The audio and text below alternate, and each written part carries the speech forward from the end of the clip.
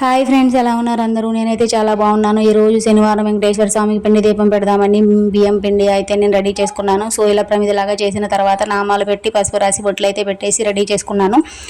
తర్వాత నూనె వేసాను అనమాట. తర్వాత పక్కన వేరే దీపంలో వేరే దీపారాధన పెట్టాను. అండ్ ఒకటి పెట్టకూడదు కాబట్టి తర్వాత ఈరోజు శనివారం కాబట్టి వెంకటేశ్వర స్వామి 7 కొండల వాడ అంటాం, 7 నంబర్ ఇష్టం కాబట్టి 7 ఒత్తులు కలిపి ఒక ఒత్తులాగా చేసి దీపారాధన చేయడానికి వేశాను. పక్కనున్న దీపారాధన కుందులో అయితే నార్మల్గా ఎప్పుడులాగానే వేసుకున్నాను అనమాట, ఒత్తులు 2 జ్యోతులు వెలిగేలాగా. అండ్ తర్వాత అయితే ఒక రావి ఆకు తీసుకుని వచ్చి శనివారం రోజు రావి ఆకు మీద దీపం వెలిగిస్తే చాలా మంచిది కాబట్టి రావి ఆకు పసుపు రాసి బొట్లు పెట్టి పిండి దీపాన్ని ఆ రావి ఆకు మీద ఉంచి దీపం అయితే వెలిగించాను వెంకటేశ్వర స్వామి వారికి.